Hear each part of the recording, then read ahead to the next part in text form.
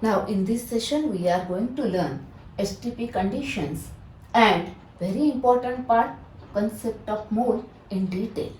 Okay. Now some of the substances exist in gaseous state. तुम्हाला माहिती आहे hydrogen, nitrogen, oxygen वगैरे बरेच सबस्टन्सेस गॅसियस स्टेटमध्ये आहेत. समजा मला त्यांची व्हॉल्यूम मेजर करायची आहे. आता मी व्हॉल्यूम मेजर केला, तुम्ही व्हॉल्यूम मेजर केला तर काय होईल? कंडिशन मेजर करताना त्या सगळ्यांनी सारख्या ठेवल्या पाहिजेत. म्हणजे कंडिशन म्हणजे कुठल्या? टेम्परेचर, प्रेशर हे काय ठेवलेलं पाहिजे? सगळ्यांचं सारखं असायला पाहिजे ना, तर आपल्याला त्यांची कंपॅरिझन करता येईल. बरोबर. मग हे टेम्परेचर आणि प्रेशर काही स्टँडर्ड ठेवलेले आहेत, कन्सिडर केलेले आहेत. स्टँडर्ड टेम्परेचर, प्रेशर, दिस STP कंडिशन्स. मग काय टेम्परेचर, स्टँडर्ड टेम्परेचर काय आहे? तर स्टँडर्ड टेम्परेचर आहे 0 डिग्री सेल्सिअस और म्हणजेच काय 273 केल्विन. आणि स्टँडर्ड प्रेशर काय आहे? 1 ॲटमॉस्फिअर. म्हणजे ह्या प्रेशर आणि हे टेम्परेचर ठेवून व्हॉल्यूम मेजर केलेलं असतं, त्याला म्हणायचं volume measured at STP conditions असं. रिसेंटली IUPACने स्टँडर्ड प्रेशर चेंज केलेलं आहे. Instead of 1 atmosphere it is 1 bar. कारण काय 1 bar is equal to 10⁵ pascal. हे रिलेशन कॅल्क्युलेशन करायला सोपं आहे, त्यामुळे ॲटमॉस्फिअरचा चेंज केला आहे बारमध्ये. बरोबर. आता आपण बघूया जरा एक महत्त्वाचा पार्ट, मोलशी रिलेटेडच आहे. ओके. आता आपण बघणार आहे मोलचा concept. 1 mole in terms of mass, in terms of volume and in terms of number of particles. 1 by 1 बघूया. हा पार्ट खूप महत्त्वाचा आहे. 11th स्टँडर्डसाठी याच्यावरती बरेच क्वेश्चन्स आणि न्यूमरिकल्स आहेत आणि 12th स्टँडर्डचे बरेचसे न्यूमरिकल याच्यावरती बेस आहेत. म्हणजे हा कन्सेप्ट आला तर 12th न्यूमरिकल येणार आहेत. बरोबर. आता बघूया आपण 1 बाय 1. बघा फर्स्ट आता मोल. मोलचं सिम्बॉल आहे स्मॉल एन. बरोबर. आता मोल आपण मासच्या फॉर्ममध्ये बघतोय. बरोबर.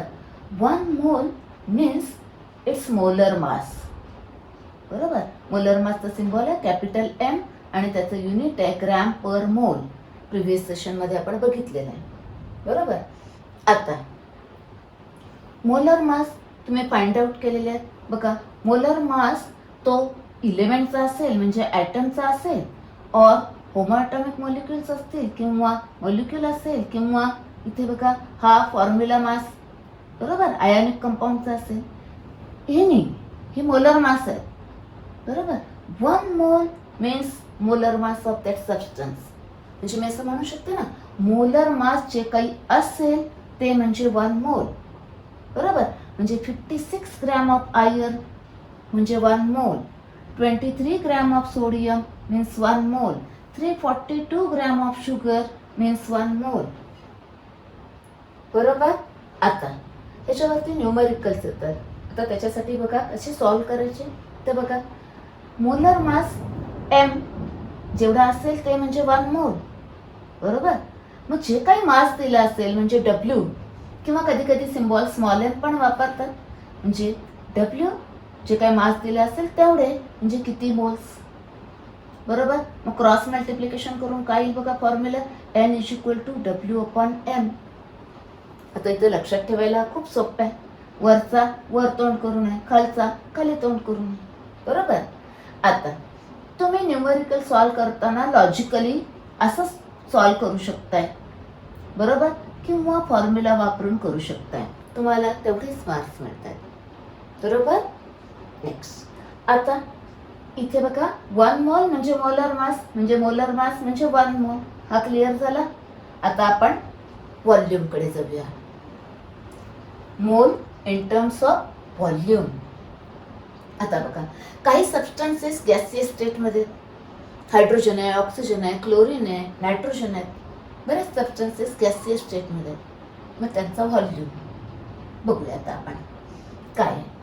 1 mole of any gaseous substance occupies volume 22.4 litre म्हणजेच DM³. लिटर म्हणजेच काय DM³ at this STP conditions.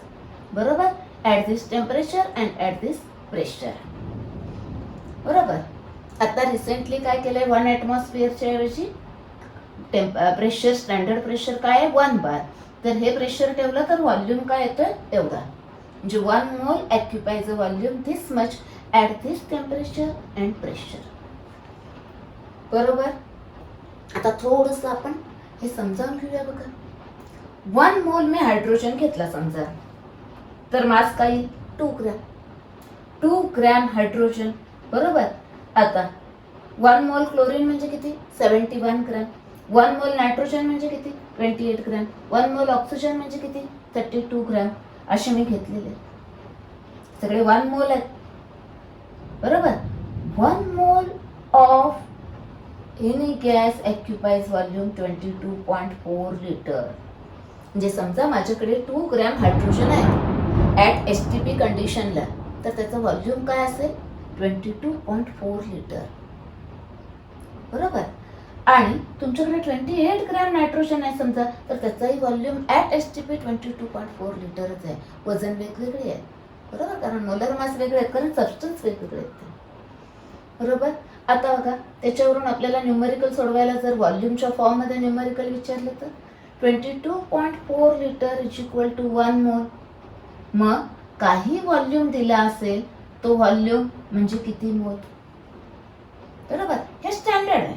पहिलं हे सेंटेन्स स्टँडर्ड करायचं आणि मग हे लिहायचं, किंवा तुम्ही फॉर्म्युला करू शकता याच्यावरून. क्रॉस मल्टिप्लिकेशन करा. Number of moles is equal to given volume हा लिटरमध्ये घ्यायचा, कारण हा लिटरमध्ये आहे. बरोबर. ह्या कंडिशन दिल्या असतील हे व्हॉल्यूम वापरा, ह्या कंडिशन असतील हे बरोबर. हा कळला.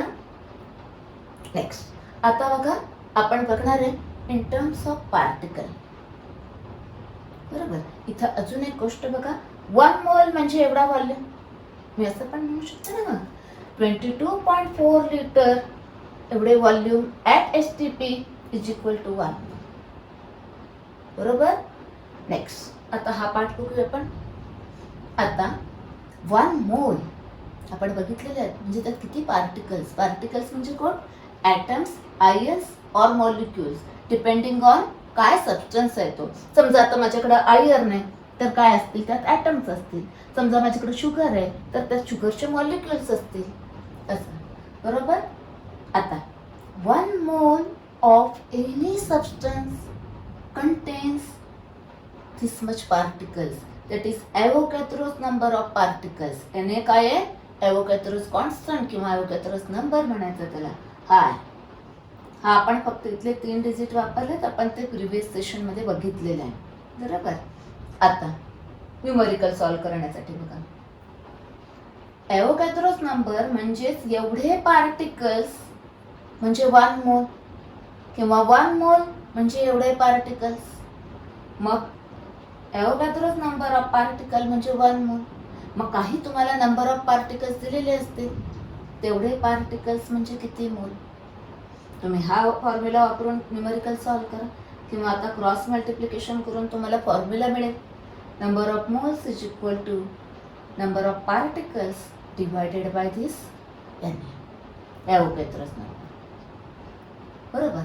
आता बघा, ह्या तिन्ही फॉर्म्युल्यामध्ये बघा, तुम्हाला हा जो इथे आहे हा मोलर मास तुम्हाला फाइंड आउट करता येतो किंवा माहिती असतो. जर तुम्हाला सबस्टन्स सांगितलं की तुम्हाला कॅल्क्युलेट करता येतो, म्हणजे हे नॉन आहे. बरोबर. इथे पण बघा ही व्हॅल्यू नॉन आहे, इथे पण बघा ही व्हॅल्यू नॉन आहे.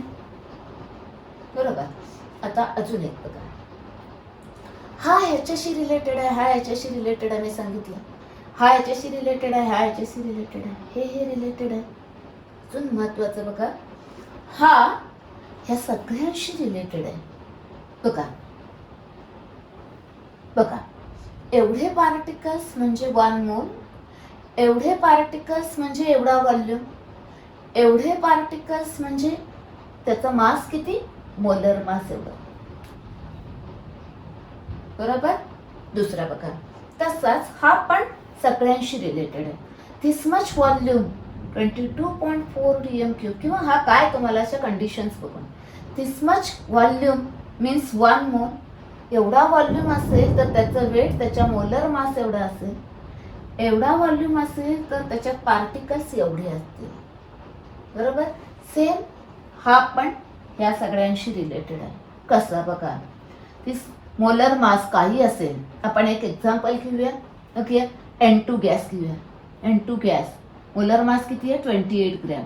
28 ग्रॅम जर तुम्ही नायट्रोजन घेतला म्हणजे 1 मोल, म्हणजे त्याचा व्हॉल्यूम 22.4 लिटर ॲट STP. म्हणजे त्याच्यात N2 किती मॉलिक्युल्स आहेत? एवढे, बरोबर. सहा कन्सेप्ट ऑफ मोल आहे. आता बघा हे 3 फॉर्म्युले जरा ऑब्झर्व करा. N इज इक्वल टू हा पार्टिकल्स दिला असेल तर, N इज इक्वल टू हा व्हॉल्यूम असेल तर, N इज इक्वल टू हा फॉर्म्युला मास असेल तर, सगळे N इज इक्वल टू आहेत. म्हणून मी काय केलं बघा, N इज इक्वल टू तो फॉर्म्युला इज इक्वल टू हा फॉर्म्युला इज इक्वल टू हा फॉर्म्युला. आता इथे बघा, तुम्हाला जर समजा मास दिलं आणि व्हॉल्यूम काढायला सांगितला, तुम्ही एवढा पार्ट वापरू शकता, बरोबर. किंवा व्हॉल्यूम दिला, नंबर ऑफ पार्टिकल्स काढायला सांगितले, हे वापरू शकता. किंवा हा वापरू शकता.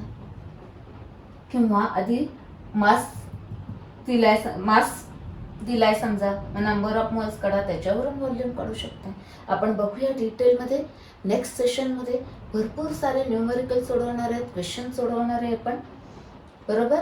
हा आहे कन्सेप्ट ऑफ मोल, एकदम महत्त्वाचा पार्ट आहे, बरोबर.